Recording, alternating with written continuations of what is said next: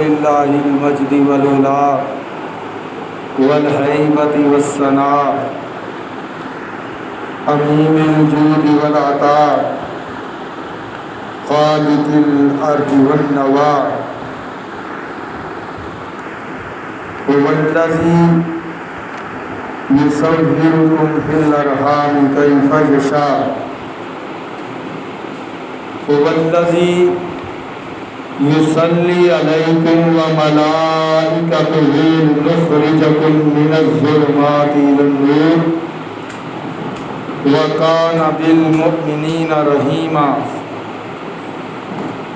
أما بعد فأعوذ بالله من الشيطان الرجيم بسم الله الرحمن الرحيم ولا تقولوا لمن يقتل في سبيل الله أموات بل أحياء ولكن لا تشعرون آمنت بالله صدق الله العظيم وصدق الرسول النبي الكريم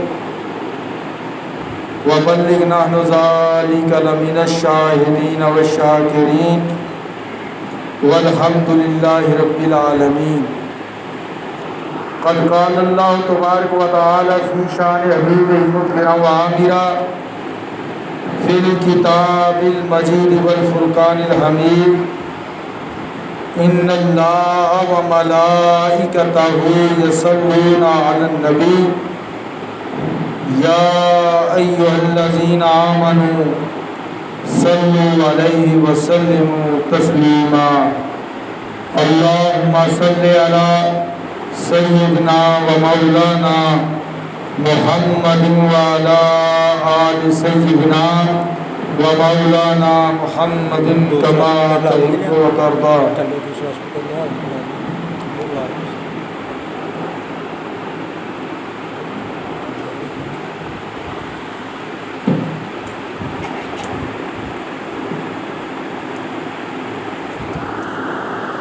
تمام حمد و ثنا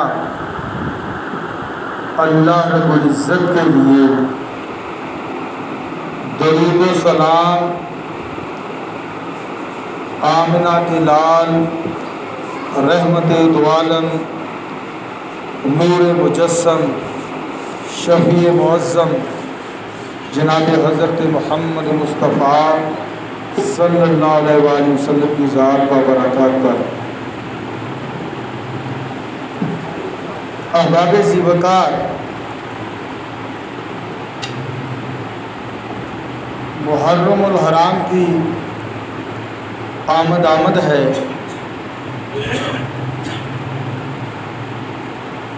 اور ہم یہ بات بخوبی جانتے ہیں کہ یکم محرم خلیفۃ المسلمین، صاحب منبر و محراب، صاحب عدل و انصاف، جناب حضرت عمر فاروق رضی اللہ تعالیٰ عنہ کا یوم شہادت ہے، اور پھر 10 محرم الحرام جگر گوشہ بطول، نواسہ رسول، لخت جگر علی المرتضیٰ، برادر حسن مجتبیٰ، سید الشہداء، امام ہمام عالی مقام حضرت امام حسین اور آپ کے جان نثار ساتھیوں کا یوم شہادت ہے۔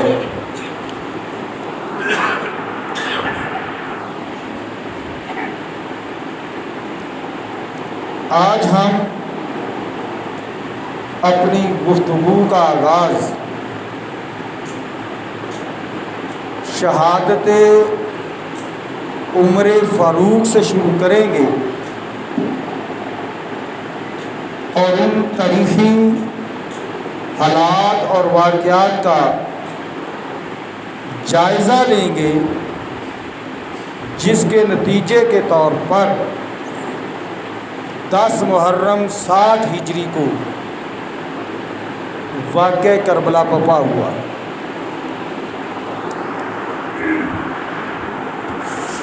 انتہائی لمحہ فکریہ ہے کہ عامت الناس کو ان باتوں سے آگاہی نہیں دی جاتی جو تاریخ اسلام کا حصہ ہے، اور وہ واقعات جو 60 ہجری کو خانوادہ رسول کی شہادت کا باعث بنے، ان کی طرف کوئی توجہ نہیں دی جاتی۔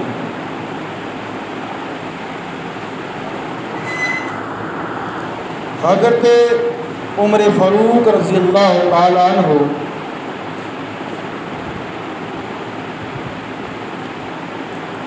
آپ کے پاس آپ بازار کے دورے پر تھے کہ ابو فیروز لولو نامی ایک غلام نے عرض کی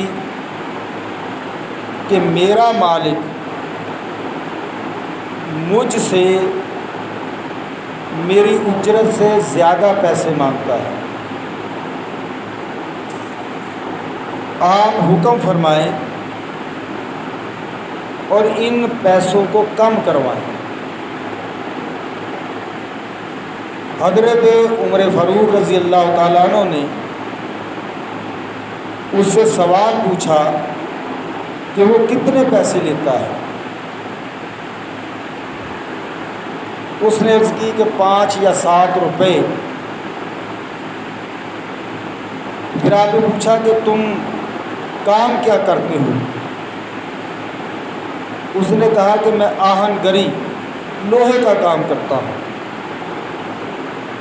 تو آپ نے فرمایا کہ تیرے اس کام کے مقابلے میں جو اجرت تیرا مالک لیتا ہے وہ زیادہ نہیں ہے۔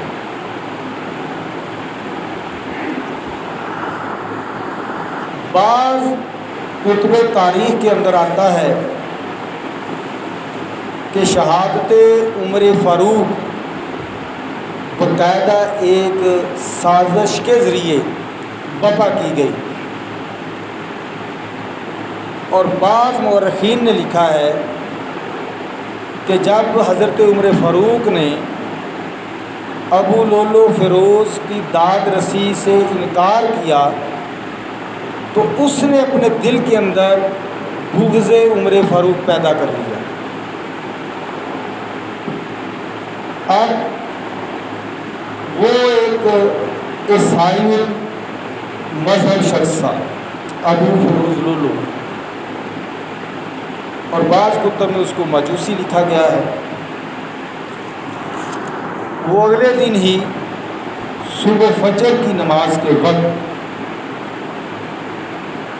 مسجد نبوی میں صف اول میں آ کر کھڑا ہوا، اور جو ہی حضرت عمر فاروق نے امامت شروع فرمائی تو وہ آپ پر خنجر سے حملہ آور ہو گیا، اور اس نے آپ کے جسم اطہر پر 6 وار کی، جن میں سے ایک وار آپ کے ناف کے نیچے تھا۔ آپ زخموں سے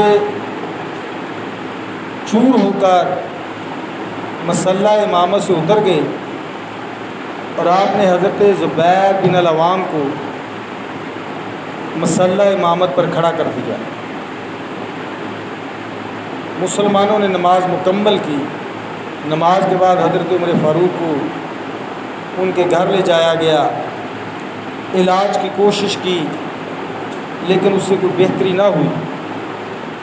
کچھ لوگ ابو فیروز کو پکڑنے کے لیے اس کے پیچھے بھاگے اسی اثنا میں اس نے ایک اور صحابی کو شہید کر دیا اور پھر خود ہی اپنے خنجر سے اپنا گلا کاٹ کر خودکشی کر لی۔ اب اگر یہ سازش تھی تو یہ واضح نہ ہو سکی، کیونکہ جب قاتل ہی موقع پر مر جائے تو پھر اس کی درست تحقیقات نہیں ہو سکتی۔ جب حضرت عمر فاروق رضی اللہ تعالیٰ عنہ کو نظر آ گیا کہ اب میرا وقت آخر ہے، تو صحابہ کرام نے عرض کی کہ آپ ہی اپنا نائب کسی کو مقرر کریں، جیسے حضرت ابوبکر صدیق رضی اللہ تعالیٰ عنہ نے اپنے وقت آخر پر حضرت عمر فاروق کو اپنا نائب مقرر کر دیا تھا۔ آپ نے فرمایا کہ کاش فلاں صحابی زندہ ہوتا۔ حضرت عبیدہ بن جراح کے بارے میں آپ نے ارشاد فرمایا کہ کاش وہ زندہ ہوتے تو میں ان کو اپنا نائب مقرر کرتا۔ پھر ایک اور غلام صحابی تھا، آپ نے فرمایا کہ اگر وہ زندہ ہوتا تو میں اس کو اپنا نائب مقرر کرتا۔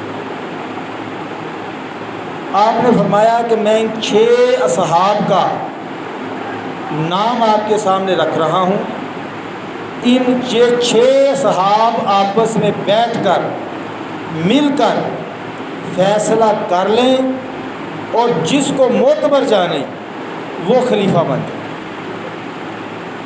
ان 6 اصحاب میں حضرت عبد الرحمن بن عوف رضی اللہ تعالیٰ عنہ، حضرت سعد بن ابی وقاص رضی اللہ تعالیٰ عنہ، حضرت زبیر بن العوام رضی اللہ تعالیٰ عنہ، حضرت طلحہ رضی اللہ تعالیٰ عنہ، حضرت علی المرتضیٰ رضی اللہ تعالیٰ عنہ اور حضرت عثمان غنی رضی اللہ تعالیٰ عنہ،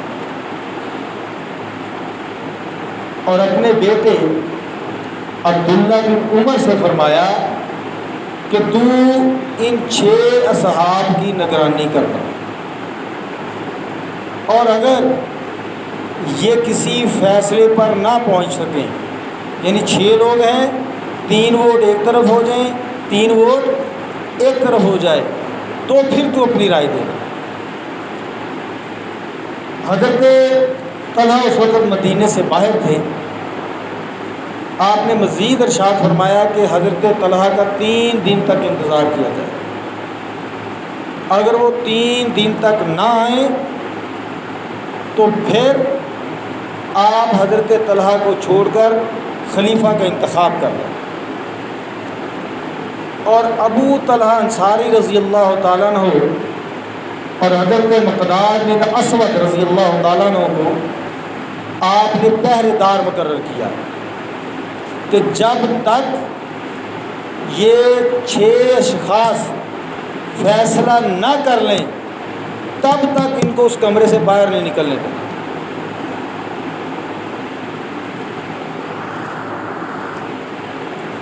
حضرت عمر فاروق کے وصال کے بعد، ان کی شہادت کے بعد، ان 5 اصحاب کا ایک اجلاس ہوا کہ ہم میں سے کون خلیفہ ہوگا۔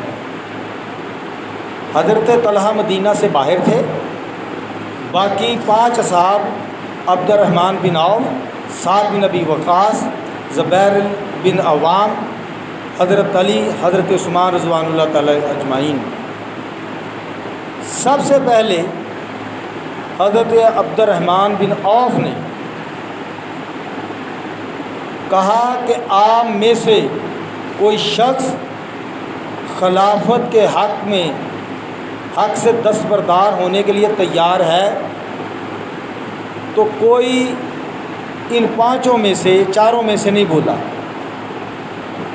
تو عبد الرحمن بن عوف رضی اللہ تعالیٰ عنہ نے کہا کہ میں اپنے آپ کو حق کے خلافت سے دستبردار کرتا ہوں، لہٰذا جو فیصلہ میں کروں گا وہ آپ سب کو منظور ہوگا، حضرت علی المرتضیٰ رضی اللہ تعالیٰ عنہ نے فرمایا کہ اگر تیرا فیصلہ خلوص نیت پر اور قرآن و سنت کے مطابق ہوا تو پھر میں اس کو مانوں گا۔ غرض کے باقی 4 اصحاب نے حضرت عبد الرحمن بن عوف رضی اللہ تعالیٰ عنہ کو یہ حق ادا دے دیا کہ ہم چاروں میں سے جس کو آپ چاہیں خلیفہ نامزد کریں۔ حضرت عبد الرحمن بن عوف نے مدینے کے چیتا صحاب سے اس معاملے میں مشاورت کی تو 2 نام سامنے آئے، ایک نام حضرت علی کا تھا اور ایک نام حضرت عثمان کا تھا رضوان اللہ تعالی اجمعین۔ حضرت عمر فاروق رضی اللہ تعالیٰ عنہ کے وصال کے 3 دن بعد عشاء کے بعد ان 5 اصحاب کا اجلاس شروع ہوا جو نماز فجر تک جاری رہا، یہاں تک کہ لوگ فجر کی نماز کے لیے مسجد نبوی میں جمع ہوئے اور وہاں پر نماز کے بعد اس انتظار میں بیٹھے تھے کہ اب کمیٹی کوئی فیصلہ کرے، کسی کو خلیفہ نامزد کرے اور ہم اس کی بائعت کریں۔ لیکن حضرت عبد الرحمن بن عوف کوئی فیصلہ نہیں دے رہے تھے۔ اس پر مسجد کے اندر نمازیوں میں صلاح مشورے شروع ہو گئے۔ یہ جو پہرے دار تھے ابو طلحہ انصاری اور مقداد بن اسود رضی اللہ تعالیٰ عنہ اور دیگر صحاب تھے، انہوں نے حضرت عبد الرحمن بن عوف سے عرض کی کہ جناب فیصلہ فرمائیں، کہیں ایسا نہ ہو کہ قوم فرقوں میں تفرقوں میں بٹ جائے۔ تو حضرت عبد الرحمن بن عوف مسجد نبوی میں تشریف لائے اور انہوں نے حضرت عثمان غنی کی خلافت کا اعلان فرما دیا اور لوگوں نے اس اعلان پر حضرت عثمان غنی کی بائعت کی اور خود حضرت علی نے بھی اسی وقت حضرت عثمان غنی کی بیعت فرما دی۔ اب حضرت عثمان غنی کا تعلق بنی امیہ سے تھا۔ کچھ صحابہ کا یہ خیال تھا کہ خلافت پر حضرت تاریخ کے اندر شیعان علی کا نام دیا جاتا ہے۔ کیا نام دیا جاتا ہے؟ شیعان علی۔ شیعان کہتے ہیں گروہ کو، شیعان علی علی کا گروہ، علی کا گروپ۔ اب حضرت علی رضی اللہ تعالیٰ عنہ کا اس گروہ کے ساتھ کوئی تعلق نہیں، نہ آپ نے اس گروہ کو بنایا، نہ کبھی اس کی سرپرستی فرمائی اور نہ ہی کبھی آپ نے ان کے ساتھ کوئی میٹنگ اجلاس یا ان کے کبھی موقف کی تائید کی۔ بہرحال حضرت عثمان غنی رضی اللہ تعالیٰ عنہ کا دور حکومت چل رہا تھا کہ ایک آپ کا کزن تھا مروان بن حکم۔ مروان اور حکم کو کسی جھوٹ بولنے کی پاداش میں تاجدار انبیاء صلی اللہ علیہ وآلہ وسلم نے مدینہ سے بدر کر دیا تھا اور یہ دور ابو بکر صدیق رضی اللہ تعالیٰ عنہ اور دور عمر فاروق رضی اللہ تعالیٰ عنہ دونوں ادوار میں مدینے سے باہر ہے۔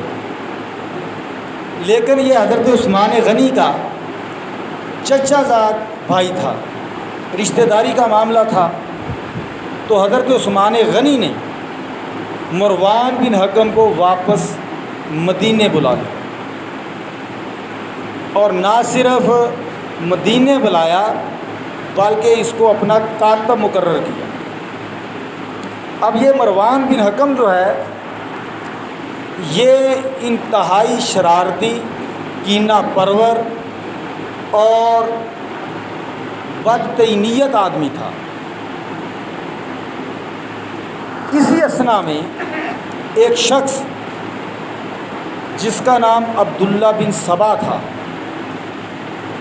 یہ بنیادی طور پر ایک یہودی تھا۔ اس نے دیکھا کہ اسلام فتوحات حاصل کر رہا ہے اور اسلام کے اندر مال و دولت کی ریل پیل ہے، تو یہ عبداللہ بن سبا تھا یہودی، لیکن ظاہراً مسلمان ہو گیا اور مسلمانوں کے اندر شامل ہو گیا۔ یہ عبداللہ بن سبا مصر کے اندر تھا۔ اس نے وہاں پر شیعان علی کو تقویت دی۔ وہاں پر امیر مصر تھا عبداللہ بن سعد، اس نے اس کے خلاف لوگوں کو ورغلایا اور اس کی شکایتیں حضرت عثمان غنی سے کی۔ جب حضرت عثمان غنی کے پاس عبداللہ بن سعد کی شکایتیں پہنچیں تو آپ نے اس کو امیر مصر کے طور پر معزول کرنے کا فیصلہ کیا، لیکن سوال یہ پیدا ہوا کہ اس کی جگہ گورنر کس کو لگایا جائے۔ تو حضرت علی نے مشورہ دیا کہ محمد بن ابی بکر کو گورنر مصر لگایا جائے۔ اب یہ محمد بن ابی بکر جو تھے یہ حضرت ابو بکر کے بیٹے تھے، لیکن ان کی پرورش حضرت علی نے کی۔ اب حضرت عثمان غنی نے گورنر کی تقرری کا پروانہ عمر بن ابی بکر کو دے کر مصر روانہ کر دیا۔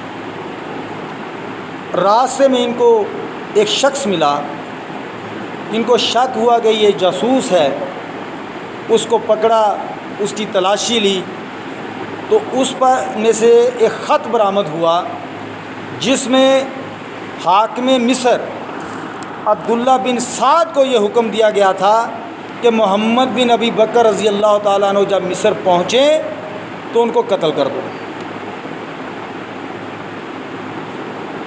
اب اس بات پر محمد بن ابی بکر بہت سیخ پا ہوئے کہ ہمیں گورنری کا خط دے دیا ہے، حکم نامہ دے دیا ہے، اور دوسری طرف ہمارے قتل کا حکم جاری کر دیا ہے۔ اب یہاں سے اصل صورتحال خراب ہوئی۔ محمد بن ابی بکر واپس مدینہ تشریف لے آئے اور وہ خط حضرت عثمان غنی کو دکھایا۔ آپ نے فرمایا کہ یہ خط میں نے نہیں لکھا۔ تو پوچھا یہ مہر کس کی ہے؟ تو آپ نے فرمایا کہ مہر تو میری ہے۔ در حقیقت یہ خط مروان بن حکم نے لکھوایا تھا۔ تو لوگوں نے سوال کیا کہ اگر آپ نے یہ خط نہیں لکھوایا تو جس بندے نے لکھا ہے اس کو ہمارے حوالے کر دیں۔ مروان بن حکم نے حضرت عثمان غنی سے پناہ طلب کی، ایمان مانگی۔ آپ نے اس کو اپنی پناہ میں لیا، اس کو امان دی۔ اب عرب کا قاعدہ اور کلیہ یہ ہے کہ وہاں پر آپ جس شخص کو امان دے دیں پھر آپ کی جان جاتی ہے تو چلے جائے، آپ اس شخص کی امان پر کوئی سودا، کوئی سمجھوتا نہیں کرتے۔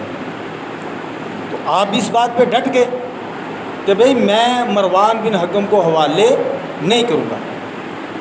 اب یہ عبداللہ بن سبا اور اس کے چیلوں نے نہ صرف مصر سے بلکہ کوفہ سے، بصرہ سے جو شیعان علی تھے اور جو حضرت عثمان غنی کے خلافت کے منکر تھے ان کو مدینہ بھیجا، اور مدینہ کے اندر باغیوں کی کثیر تعداد جمع ہو گئی، اور انہوں نے 40 دن تک حضرت عثمان غنی کے گھر کا محاصرہ کیا۔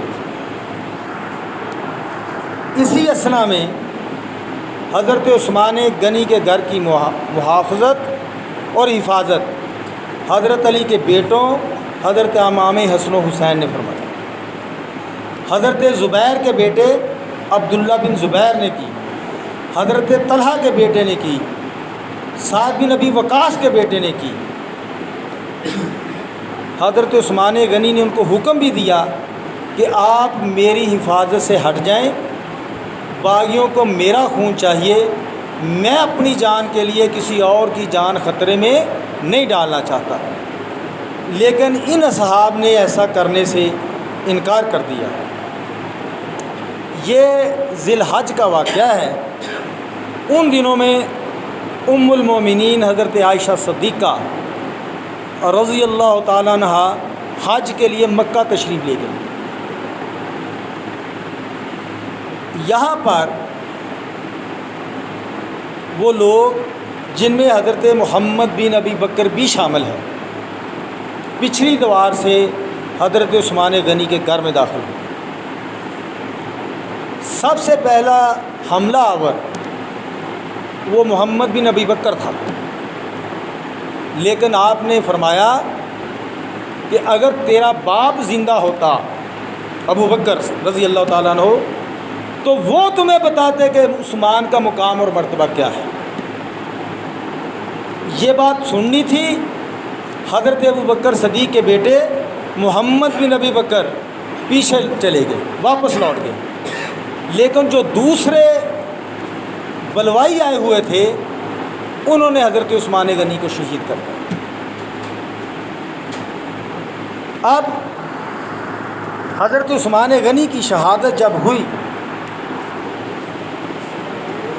تو مدینے کے اندر خلافت کی نئی بحث چھڑ گئی۔ اب مدینے کے اندر اس وقت باغیوں کا راج تھا، اور اس راج میں کوئی شخص بھی خلافت لینے کا روادار نہ تھا۔ اب عبداللہ بن سبا یہودی وہ بھی مصر سے مدینے آ گیا۔ اس نے کہا کہ 3 لوگ ہیں، حضرت طلحہ، حضرت زبیر اور حضرت علی، اگر ان تینوں میں سے 2 دن تک لوگوں نے کسی کی بیعت نہ کی تو ان تینوں کو شہید کر دیا جائے۔ یہ عبداللہ بن سبا نے پراپوگنڈا کر دیا اپنے ورکروں کے ذریعے، کارکنوں کے ذریعے۔ اب مدینے میں اور لوگ خوف زدہ ہو گئے کہ اگر 2 دن کے اندر خلیفہ نہ بنایا گیا تو یہ تینوں اصحاب جو جلیل القدر صحابہ ہیں یہ بھی شہید ہو جائیں۔ تو لوگ حضرت طلحہ کے پاس بھی گئے، حضرت زبیر کے پاس بھی گئے، حضرت علی کے پاس بھی گئے، تو تینوں نے خلیفہ بننے سے انکار کر دیا۔ پھر لوگ حضرت علی کے دروازے پر جمع ہو گئے اور آپ پر دباؤ ڈالا کہ آپ خلیفہ بنیں۔ آپ نے فرمایا کہ جب تک اصحاب بدر میری بیعت نہیں کریں گے تب تک میں خلیفہ نہیں بنوں۔ پھر جتنے صحاب بدر تھے ان کو اکٹھا کیا گیا، ان میں سے مالک بن اشتر نے سب سے پہلے آپ کی بیعت کی، اور پھر دیگر صحابہ نے آپ کی بیعت کی، لیکن حضرت طلحہ اور حضرت زبیر نے آپ کی بیعت نہ کی۔ آپ نے ان کو بلایا اور فرمایا کہ اگر تم خلیفہ بننا چاہتے ہو تو میں دستبردار ہونے کے لیے تیار ہوں، اگر نہیں تو پھر میری بیعت کرو۔ انہوں نے کہا کہ ہم اس شرط پر آپ کی بیعت کریں گے کہ آپ حضرت عثمان کے قاتلین سے قصاص لیں۔ آپ نے کہا بالکل لوں گا، حضرت عثمان غنی کو ناجائز شہید کیا گیا ہے تو جن لوگوں نے ان کو شہید کیا ان سے قصاص لیں۔ اب جو درویش صفت صحابہ تھے وہ مدینے سے نکل گئے کیونکہ بلوائیوں کا راج تھا، بلکہ حضرت عثمان غنی کی شہادت کے بعد آفقی بن حرب مکی یہ بلوائیوں کا سربراہ تھا۔ 1 ہفتے تک مدینہ میں اس کی حکومت رہی، تمام احکامات یہ جاری کرتا تھا، مسئلہ امامت پر کس نے کھڑا ہونا ہے اس کا فیصلہ یہ کیا کرتا تھا۔ سعد بن ابی وقاص، حضرت عبداللہ بن عمر رضوان اللہ تعالیٰ اجمعین جیسے جلیل القدر صحابی مدینہ تشریف لے۔ حضرت عائشہ صدیقہ رضی اللہ تعالیٰ عنہ مکہ سے واپس مدینہ تشریف لا رہی تھیں کہ آپ کو راستے میں حضرت عثمان غنی کی شہادت کی خبر ملی۔ آپ بھی پھر واپس مکہ تشریف لے آئے اور حضرت عائشہ صدیقہ نے مکہ پہنچنے کے بعد قصاص عثمان کا اعلان کر دیا کہ میں بھی حضرت عثمان غنی کا قصاص لوں گی۔ حضرت طلحہ، حضرت زبیر، عامر، عبداللہ بن عامر اور یعلا بن منبہ یہ بھی آپ کے ساتھ ہو گئے اور آپ 1500 کے لشکر کے ساتھ مکہ سے بصرہ کے لیے نکلے۔ بصرہ کے راستے میں خواب کا ایک چشمہ ہے، وہاں پہ کتوں نے بھونکنا شروع کر دیا۔ حضرت عائشہ صدیقہ رضی اللہ تعالیٰ عنہ نے پوچھا کہ یہ کون سا مقام ہے؟ تو لوگوں نے عرض کیا کہ یہ خواب کا مقام ہے۔ آپ نے فوراً اپنے اونٹ کو بٹھایا اور فرمایا کہ مجھے واپس بھیجو، میں نے امام الانبیاء کی حدیث سنی ہے کہ ہم ازواج مطہرات بیٹھی ہوئی تھیں، تاجدار انبیاء صلی اللہ علیہ وآلہ وسلم نے فرمایا کہ کاش میں جانتا ہوتا کہ تم میں سے وہ کون ہے جس پر خواب کے کتے بھونکیں، لہذا میں واپس جا رہی ہوں۔ آپ وہاں پر 2 دن تک ٹھہری رہی۔ اب لوگوں نے دیکھا کہ سیدہ عائشہ صدیقہ رضی اللہ تعالیٰ عنہ آگے نہیں جا رہی تو ان کو اپنا منصوبہ فیل ہوتا ہوا نظر آیا، تو انہوں نے جھوٹی خبر جاری کر دی کہ لشکر علی آ گیا۔ وہ جھوٹی خبر سے افراتفری پھیلی اور یہ لشکر جو ہے وہ بصرہ کی طرف روانہ ہو گیا۔ پھر بصرہ میں عثمان بن حنیف جو گورنر بصرہ تھا، اس نے ام المومنین حضرت عائشہ صدیقہ رضی اللہ تعالیٰ عنہ کو بصرے میں داخلہ ہونے دیا، بلکہ اس نے آپ سے ایک جنگ کی اور اس جنگ میں عثمان بن حنیف کو شکست ہوئی۔ اس کے بعد یہ لشکر بصرہ میں داخل ہوا۔ ربیع الثانی 36 ہجری کو حضرت علی المرتضیٰ کرم اللہ وجہہ مدینہ سے بصرہ کی طرف نکلے اور مقام زیدہ پر آپ نے قیام کیا۔ اس کے بعد پھر آگے جنگ جمل ہوتی ہے، اس کے حالات انشاءاللہ اگلے جمعہ پر بیان کیے جائیں گے۔ اللہ رب